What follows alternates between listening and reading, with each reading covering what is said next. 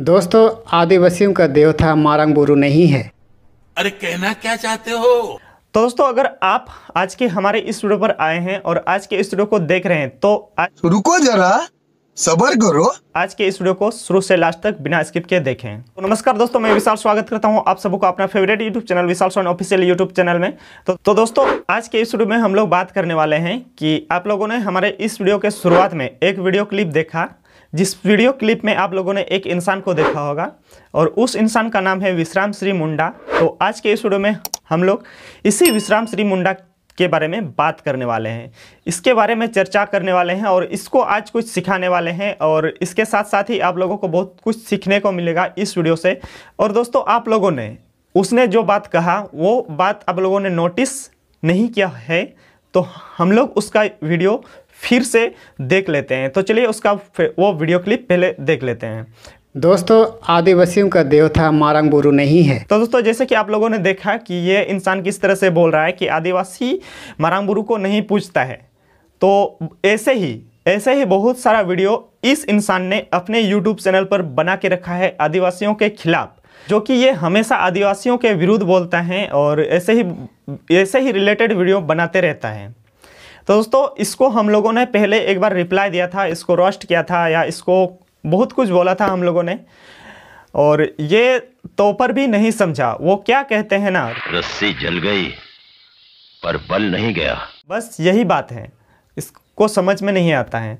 हम लोगों ने इसको इस वाले वीडियो पर इसको रिप्लाई दिया था, शायद आप लोगों ने बहुत लोगों ने देखा होगा इस वीडियो को, और अगर नहीं देखा होगा इस वीडियो को तो इस वीडियो का लिंक नीचे डिस्क्रिप्शन बॉक्स में है, वहाँ पर आप लोग जाकर देख सकते हैं। लेकिन पहले वहाँ जाने से पहले आज के इस वीडियो को शुरू से लास्ट तक बिना स्किप के देखें। ये विश्राम श्री मुंडा बहुत सारा सवाल पूछ रहा है, तो हमने सोचा कि इसका सवाल का जवाब देना अनिवार्य है, क्योंकि ये आदिवासियों से पूछ रहा है, जबकि एक आदिवासी होने के नाते मेरा ये फर्ज बनता है कि इसके सवालों का जवाब देना अनिवार्य है। तो आज के इस वीडियो में हम लोग इसका जवाब देने वाले हैं और बने रहिए हमारे इस वीडियो को शुरू से लास्ट तक देखिए। और सबसे पहले वो क्या बोल रहा था वो कॉल रिकॉर्डिंग हम लोग पहले सुन लेते हैं। तो चलिए उसका कॉल रिकॉर्डिंग वो सुन लेते हैं। एक चीज बताइए, एक चीज, हाँ, यदि आप प्रकृति को पूजा करते हैं, हाँ, तो आप लोग अपने जीवन जीने की तरीके को प्रकृति सीखोगे या फिर किससे सीखेंगे?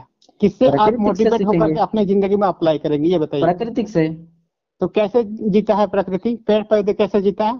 तो दोस्तों, जैसे कि आप लोगों ने सुना कि विश्राम श्री मुंडा ने आदिवासी से ये सवाल पूछा कि आदिवासी अगर प्राकृतिक पूजक हैं तो ये प्रकृति को देख के क्या अपने ज़िंदगी जीने का जरिया सीखते हैं? प्रकृति से ये ज़िंदगी जीने का जरिया सीखते हैं या किससे ज़िंदगी जीने का जरिया सीखते हैं? शायद इस विश्राम श्री मुंडा को नहीं पता होगा कि आदिवासी कैसे सीखता है जिंदगी जीने का जरिया प्रकृतिक से, और प्रकृतिक को देख के कैसे जीते हैं लोग। हम लोगों का, आदिवासियों का कहना है कि हम लोग जो हैं, हम लोग प्रकृतिक को देख के अपना ज़िंदगी जीने का जरिया सीखते हैं। लेकिन इस बात पे विश्राम श्री मुंडा को विश्वास नहीं हुआ, इसलिए आज हम लोग इसको दिखाने वाले हैं कि आदिवासी या हम इस दुनिया के सभी लोग कैसे प्रकृति को देख के ज़िंदगी जीने का जरिया सीखते हैं। तो चलिए आज इसको सिखाते हैं कि किस तरह से प्रकृति से हम ज़िंदगी जीने का जरिया सीख सकते हैं। तो दोस्तों, हमें इसको प्रकृति से ज़िंदगी जीने का जरिया सिखाने के लिए हमें प्रकृति पर जाना होगा और इस रूम से निकल के हमें प्रकृति की ओर जाना होगा। तो हम इस रूम से निकलेंगे और प्रकृति की ओर जाएंगे और वहाँ पर सीखेंगे और इसको भी सिखाएंगे कि प्रकृति से ज़िंदगी जीने का जरिया कैसे सीख सकते हैं हम लोग, जो कि इस विश्राम श्री मुंडा को थोड़ा सा भी इसके बारे में ज्ञान नहीं है, लेकिन आज इसको हम लोग कुछ सिखाने वाले हैं। तो दोस्तों, चलिए हम लोग प्रकृति की ओर चलते हैं। और दोस्तों, एक बात कहना चाहेंगे कि प्रकृति के और बाहर, यानी कि रूम से बाहर निकलने, घर से बाहर निकलने से पहले हम लोगों को मास्क पहनना बहुत ज़रूरी है। जैसे कि अभी कोरोना वायरस का बहुत बड़ा महामारी चल रहा है, बाहर जाने से पहले हम लोगों को मास्क लगाना अनिवार्य है। तो पहले हम लोग मास्क लगाते हैं, उसके बाद हम लोग प्रकृति की ओर चलते हैं। तो दोस्तों, चलिए हम लोग मास्क लगा लेते हैं और ये हमने मास्क लगा लिया। तो दोस्तों, चलिए हम लोग प्रकृति की ओर चलते हैं। तो दोस्तों जैसे कि आप लोग देख सकते हैं हम आ गए हैं जंगल के ओर, यानी कि प्रकृति के ओर। जैसे कि आप लोगों को घर में बताए थे, रूम में बताए थे कि हमें जाना होगा प्रकृति के ओर और वहीं पर हम लोग सीखेंगे, और या इस विश्राम श्री मुंडा को भी वहीं पर सिखा सकते हैं कि प्रकृति किस तरह से अपने ज़िंदगी को जीता है। और तो दोस्तों यहीं पर हम लोग सीखेंगे कि किस तरह से हम प्रकृति से ज़िंदगी जीने का जरिया सीख सकते हैं। तो पहले कि आप लोग देख सकते हैं पूरी तरह जंगल में आ गए हैं हम, और यहाँ पर इस तरफ भी देख सकते हैं पूरी तरफ जंगल है। और इधर एक आप लोगों को दिखाने वाले हैं इस आम का पेड़। इधर जहाँ पर देख सकते हैं, तो अभी देख सकते हो यहाँ पर इधर पेड़ है और ये पेड़ में कुछ आम का फल लगा हुआ है, ठीक। तो यहाँ पर इस पेड़ को दिखाने का मकसद सिर्फ यही है कि हम लोग इस पेड़ में पत्थर मारने वाले हैं, ठीक। यहाँ देख सकते हो यहाँ पर कुछ पत्थर हमने इकट्ठा कर लिया है। तो दोस्तों जैसे कि आप लोगों को बता दें कि ये पत्थर है, ठीक। और इस पत्थर से अगर आप किसी इंसान को मार दोगे या किसी भी भगवान या किसी भी मंदिर पर आप जाके पत्थर मार दोगे तो लोग कहेंगे कि तुम्हारा बहुत बुरा होने वाला है या बहुत गलत कर रहे हो। और यहाँ पर ये प्रकृति, जो कि पता है आप लोगों को, आदिवासी प्रकृति का पूजा करता है। और जैसे कि आदिवासी का वो मानना है कि प्रकृति ही हम लोग के लिए भगवान के बराबर है। और अगर भगवान के ऊपर पत्थर मारेंगे तो बहुत लोग बहुत सारा बात बोलेंगे, लेकिन यहाँ पर ऐसे कोई किसी ने अभी तक नहीं बोला कि आप पेड़ पर पत्थर मारोगे तो आपको पाप लगेगा। इस तरह से किसी ने नहीं बोला है। हालांकि लोग कहते हैं कि अगर आप पेड़ को काटोगे तो पाप लगेगा, या इस तरह से कहावत हो सकता है कि अगर पेड़ पर पत्थर मारना पाप हो सकता है, इस तरह से लोग कह सकते हैं, क्योंकि पेड़ को भी चोट लगता होगा और पेड़ पर हमें पत्थर नहीं मारना चाहिए। लेकिन यहाँ पर एक चीज़ सीखने को, हम आप लोगों को सिखाने के लिए हमें पेड़ पर पत्थर मारना होगा। तो चलिए पेड़ पर पत्थर मारते हैं सबसे पहले और देखते हैं पेड़ हमें क्या देता है पेड़ पर पत्थर मारने के बाद। तो दोस्तों जैसे कि आप लोग देख सकते हैं हमने पेड़ पर पत्थर मारा, ठीक।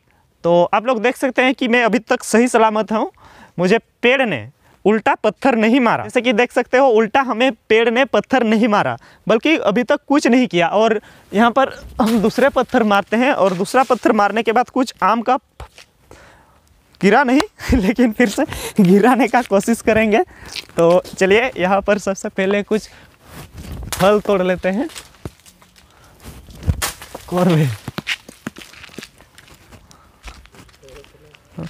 तो जैसे कि देख सकते हो कि यहाँ पर ये 2 फल गिरा और इस पेड़ पर पत्थर मारने के बाद हमें क्या मिला?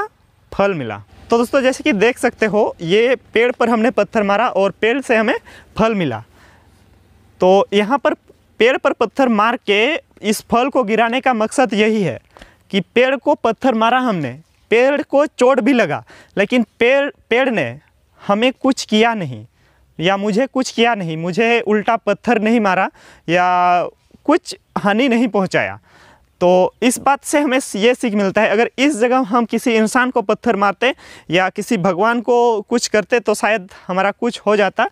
तो इसी तरह से है कि प्रकृति से ज़िंदगी हम इसी तरह से जीना सीख सकते हैं कि अगर कोई हमें कुछ कहे या कुछ हमारे बारे में गलत बोले या हमें कुछ भी करे तो हमें उससे उल्टा चोट नहीं पहुंचाना है। यही सीख मिलता है कि मतलब उससे झगड़ा नहीं करना है, हमें सही तरीके से उससे निपटना है। हालांकि पेड़ भी अपना बदला लेता है, ऐसे बात नहीं कि पेड़ बदला नहीं लेता है, पेड़ भी अपना बदला लेता है, लेकिन वो सही समय पर अपना बदला ले लेता है। जैसे कि हम आप लोगों को बताएं कि पेड़ इतना दयालु है कि लोगों का हमेशा लोगों का भला करता है, भले वो खुद कट जाए लेकिन कटने के बाद भी वो भला करता है। जैसे कि सबको पता होगा कि लोग पेड़ काट के लकड़ी बना के उसे जलाते हैं या उस लकड़ी से खाना पकाते हैं। तो जैसे कि इस बात से साबित हो जाता है कि मतलब पेड़ कट जाएगा खुद, फिर भी वो लोगों के लिए ही कटेगा, फिर भी वो लोगों को ही खुश रखेगा कटने के बाद भी। तभी एक पेड़ कटता है तब जाके किसी इंसान का खाना पकता है। यही बात से हमें सीख मिलता है कि पेड़ के जैसा खुद कट जाओ लेकिन दूसरों को चोट मत पहुंचाओ।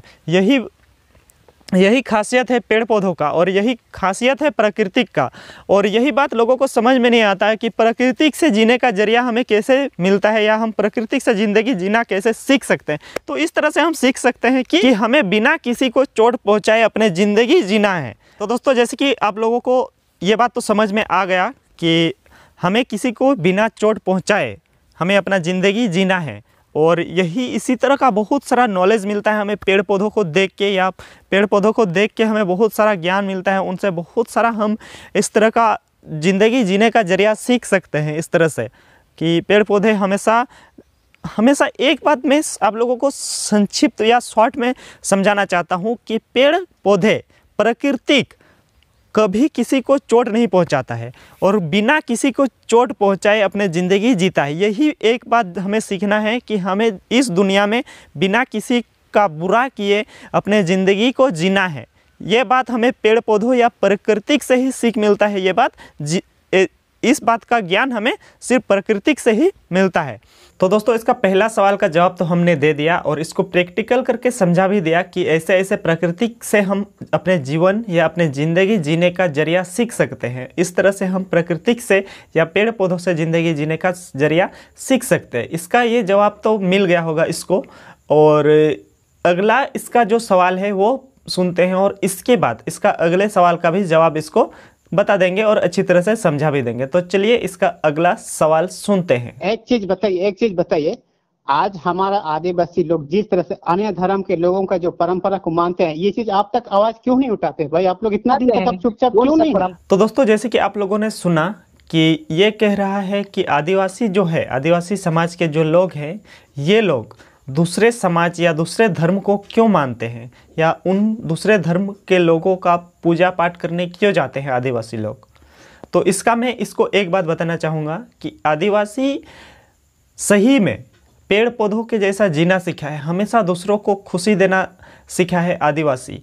ये बात प्रूव करने का यह एक बात प्रूव करता है कि आदिवासी जब दूसरे धर्म को मानते हैं, दूसरे धर्म को इतना इज्जत करते हैं, दूसरे धर्म को पूजते हैं, यही बात साबित करता है कि आदिवासियों ने प्रकृति से कुछ ना कुछ सीखा है और आदिवासी अपना सोच किस स्तर पर रखता है। ठीक, ये बात साबित करने का ज़रूरत नहीं है। ये बात देख के, ये सब देख के हमें ये सब सीख मिलना चाहिए कि आदिवासी दूसरे धर्म को जो मानते हैं, दूसरे धर्म को पूजते हैं, दूसरे धर्म का इज्जत करते हैं, यही बात साबित करता है कि आदिवासी सच में प्रकृति का ही पूजक है।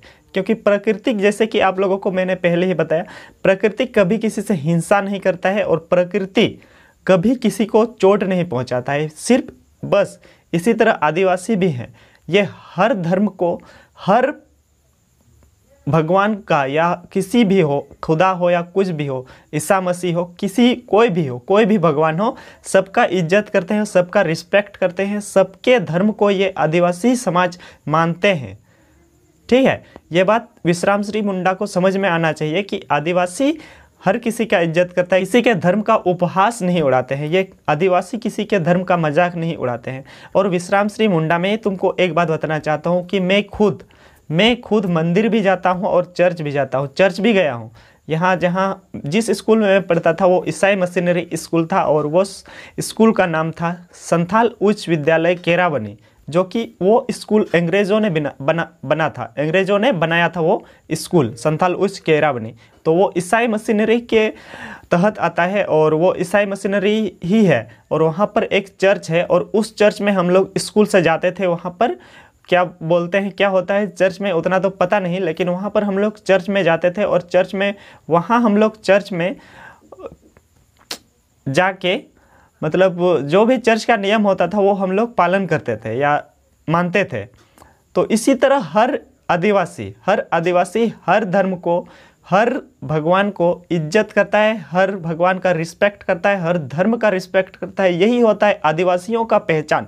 अगर फिर भी तुम आदिवासियों को पहचान नहीं पा रहे हो तो ये तुम्हारे जो आँखों में बंधा हुआ पट्टी है, वो अंधविश्वास का जो पट्टी है, वो हटाना बहुत ही ज़रूरी है। तो मैं तुम्हें ज़्यादा नहीं समझा पाऊँगा, क्योंकि तुमको अकल होता ना तो शायद तुम इस तरह का बात नहीं करता।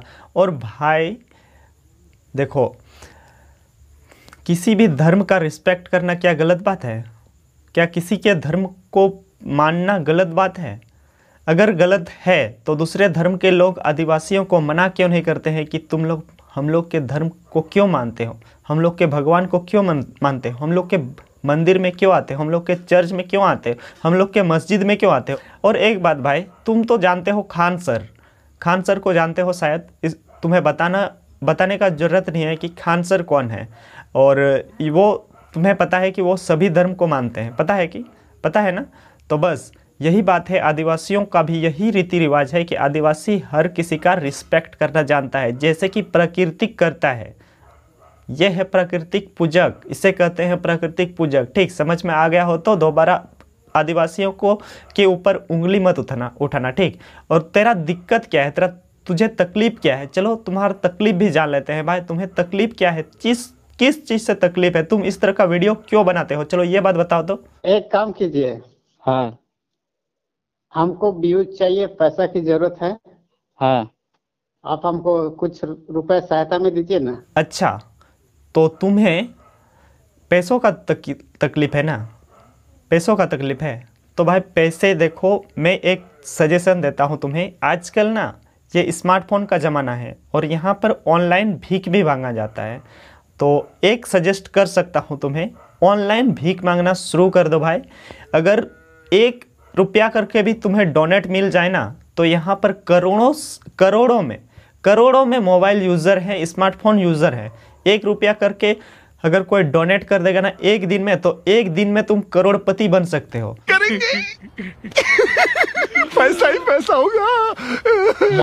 तो यही सजेशन करूंगा कि ऑनलाइन भीख मांगना शुरू कर दो। इस तरह का वीडियो, धर्म के ऊपर में वीडियो बनाना बंद करो।